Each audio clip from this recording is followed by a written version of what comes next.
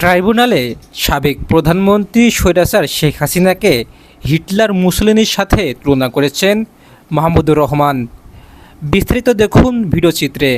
আমার দেশ পত্রিকার সম্পাদক ডক্টর মাহমুদুর রহমান সাহেব গতকাল শেখ হাসিনা, চৌধুরী আবদুল্লাহ আল মামুন এবং আসাদুজ্জামান খান কামালের বিরুদ্ধে জুলাই গণ অভ্যুত্থান চলাকালীন যে মানবতা বিরোধী অপরাধ সংগঠিত হয়েছে সেই মামলায় সাক্ষ্য প্রদান শুরু করেছিলেন। উনি গতকাল তার সাক্ষ্যে শেখ হাসিনা কিভাবে ষড়যন্ত্র এবং নীল নকশার নির্বাচনের মাধ্যমে একটি বিদেশি শক্তির সহায়তায় ক্ষমতায় আসীন হয়েছিলেন সেই বক্তব্য দিয়েছিলেন। কিভাবে পরবর্তী তিনটি নির্বাচন পরিকল্পিতভাবে তাকে ক্ষমতায় রাখার জন্য কি কি ষড়যন্ত্র করেছিলেন, কি কি প্রক্রিয়া অনুসরণ করেছিলেন এবং কিভাবে তার ক্ষমতাকে পাকাপোক্ত করেছিলেন তার বর্ণনা দিয়েছিলেন।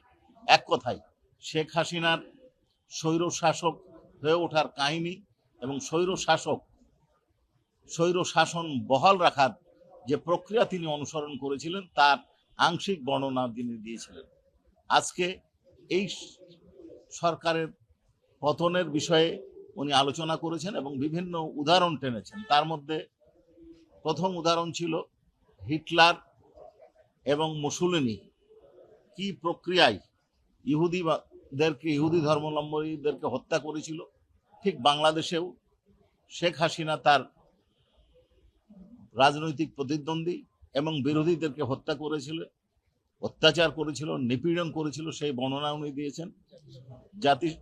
এছাড়াও স্বৈর শাসকদের কি পরিণতি কিভাবে হয়, কিভাবে উৎখাত হয়। উনি যেটা বলেছেন যে ইটালির মুসোলিনি, জার্মানির হিটলার যুদ্ধের মাধ্যমে তাদেরকে উৎখাত করা হয়েছে, তেমনি মিশর এবং তিউনিসিয়াতে গণ অভ্যুত্থানের মাধ্যমে তাদেরকে উৎখাত করা হয়েছে। অর্থাৎ কোনো স্বৈর শাসককে গণতন্ত্রের মাধ্যমে গণতান্ত্রিক পদ্ধতিতে উৎখাত করা সম্ভব নয়, হয় তাদেরকে বিপ্লব না হয় যুদ্ধের মাধ্যমে অপসারিত করতে হয়।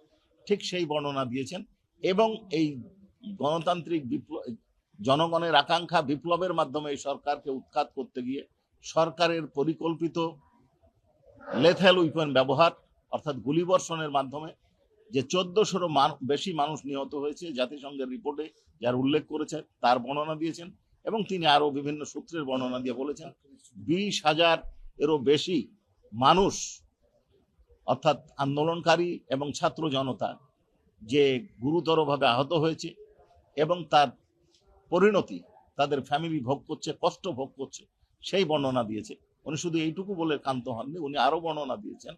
সেটা হচ্ছে যে এই জুলাই বিপ্লব চলাকালীন সময়ে যে শুধু মানবতা বিরোধী অপরাধ সংঘটিত হয়েছে তা নয়, তার 15 বছর এর স্বৈর শাসন আমলে কিভাবে বিরোধীদের ওপর অত্যাচার করা হয়েছে, কিভাবে নির্বাচনগুলো করা হয়েছে এবং এই কারণে অন্য সংস্থাগুলা, জাতিসংঘের আরো সংস্থা, মার্কিন স্টেট ডিপার্টমেন্ট এবং বিভিন্ন ইউরোপিয়ান ইউনিয়ন সহ আরো সংস্থা তাদের বিরুদ্ধে যে ব্যবস্থা গ্রহণ করেছে, যে প্রস্তাব পাশ করেছিলেন তার বর্ণনা দিয়েছেন এবং সর্বশেষে তিনি কামনা করেছেন, আকাঙ্ক্ষা পোষণ করেছেন, যেহেতু এই সরকারকে জন আকাঙ্ক্ষার মাধ্যমে জনবিপ্লবের মাধ্যমে উৎখাত করা হয়েছে, দ্বিতীয় বিশ্বযুদ্ধের পর যেমন হিটলার এবং মুসোলিনির আগমন যেন না ঘটে, নেভার এগেইন এই শব্দটা উনি ব্যবহার করেছেন 2 বার, অর্থাৎ বারবার আবার যেন এই শাসন ফিরে না আসে।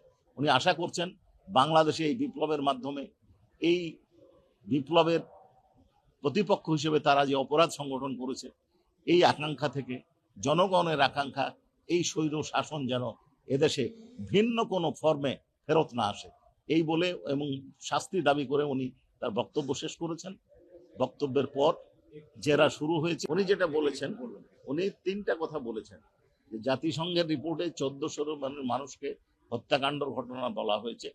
অন্তত বিভিন্ন রিপোর্ট থেকে উনি পেয়েছেন যে অন্তত 20,000-এরও বেশি মানুষ আন্দোলনকারী জখম হয়েছেন এবং তাদের যে পরিবার তারা যে শোক এবং কষ্টে আছেন, এই বিচারের মাধ্যমে যদি ন্যায় বিচার প্রতিষ্ঠা হয় তাদের শোক কিছুটা হলেও লাঘব হবে, এই প্রত্যাশা উনি করেছেন। এইভাবে এই বিষয়টা যিনি বলেছেন যে পুলিশের ডিআইজি, অন্যান্য বাহিনীর কথা ওইভাবে আসবে, যে পুলিশের ডিআইজির থেকে তার উপর পর্যন্ত যে পদোন্নতিগুলো, উনি সরাসরি এটা নিয়ন্ত্রণ করতেন, ইশারা না, সরাসরি নিয়ন্ত্রণ করতেন। তিনি যাকে মনে করতেন তাকে ওই পদে পদোন্নতি দিতেন, যাকে মনে করতেন না তাকে দিতেন না। কমান্ড রেসপন্সিবিলিটির ব্যাখ্যাটা করেছেন এই যে দেশে যে অপরাধ বা কোনো ঘটনা, অপরাধের পার্টিকুলারলি অপরাধটা বলেছেন, তার নির্দেশ ছাড়া হওয়া সম্ভব ছিল না।